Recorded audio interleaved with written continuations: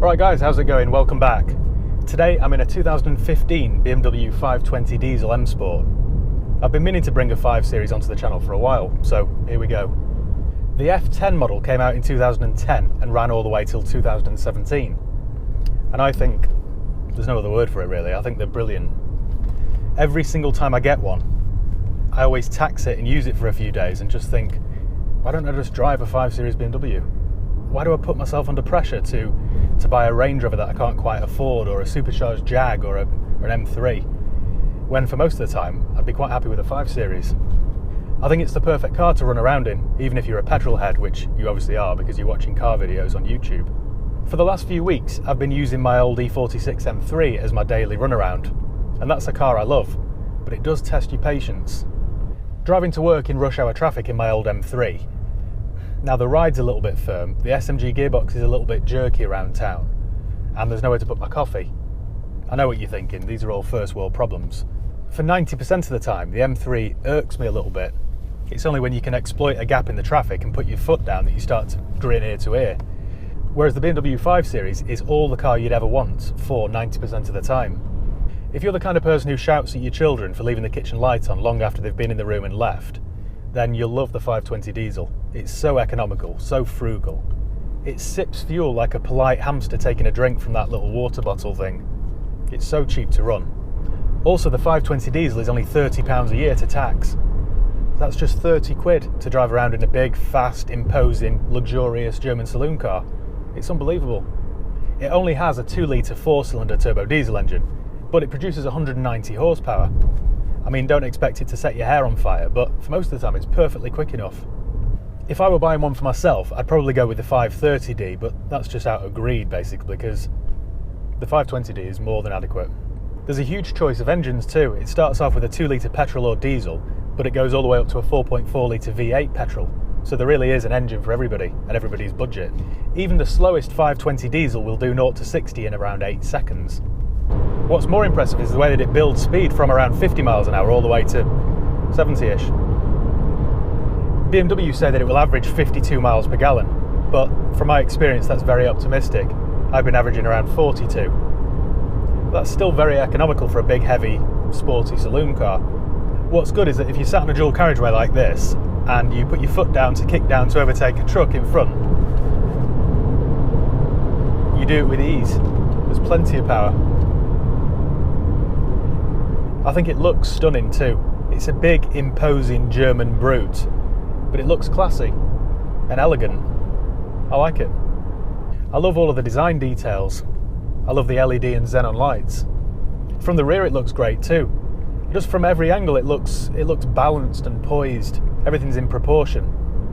You could go for the SE model, which is also very good, but this model is the M Sport and I think it looks a whole lot better. There's loads of room on the inside, and I mean everywhere. In the boot, in the back, in the front. There's just loads of room everywhere. Plenty of headroom, plenty of legroom. It's a very spacious car, this.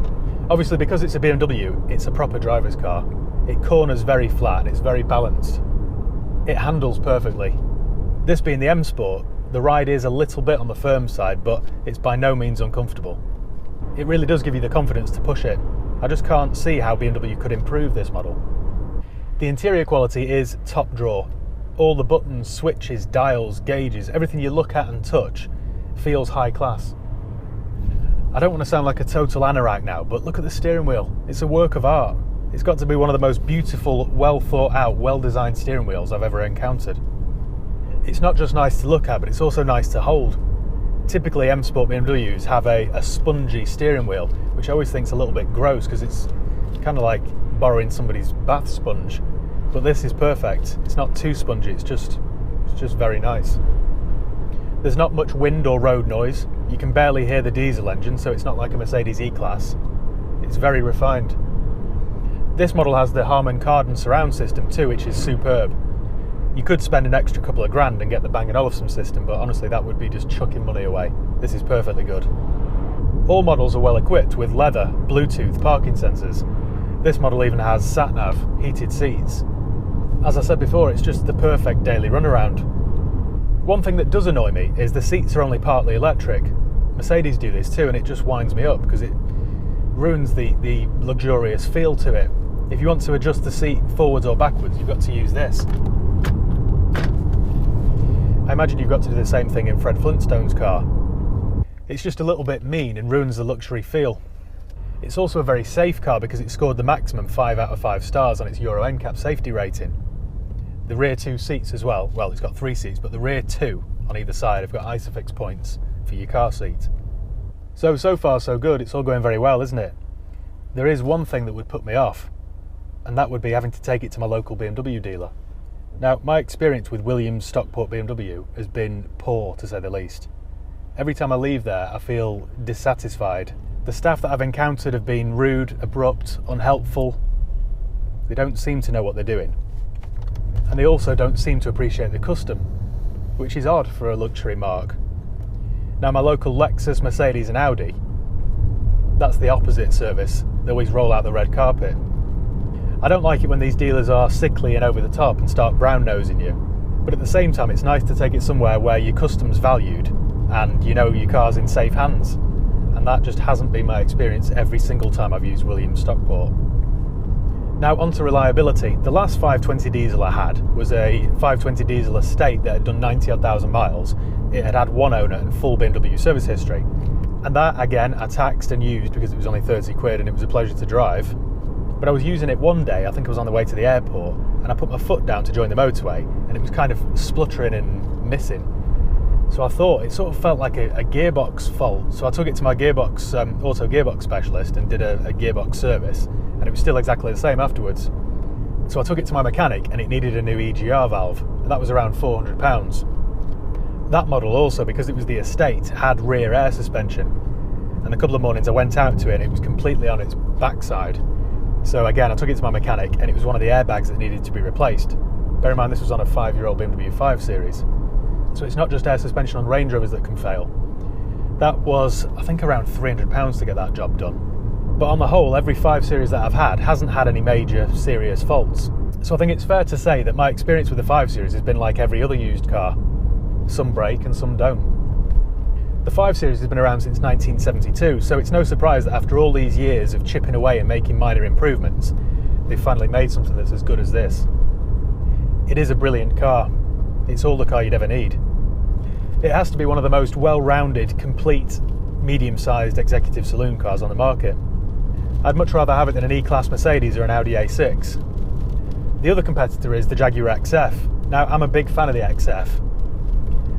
The ride quality in the XF is better, but given the fact that I'm still only 30, I think if I had to buy one of these cars myself, I don't know, it's a tough one. My heart would say Jag, my head would say BM, so I think in the end I'd probably go with the BM. Prices in the UK for a low spec, high mileage, early 2010 model start at around £6,000.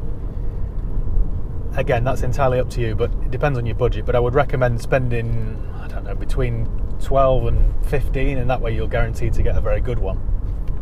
If you're a petrol head but you don't have money to burn, you really need to buy yourself a 520 diesel, because it should satisfy you. It does me anyway. It's a brilliant car. Thanks once again for watching. Make sure you subscribe if you haven't done already. Give the video a thumbs up if you enjoyed it. If you've got any questions or comments, leave them below and I'll do my best to get back to you. So, cheers guys. Thanks for watching. I'll see you next time.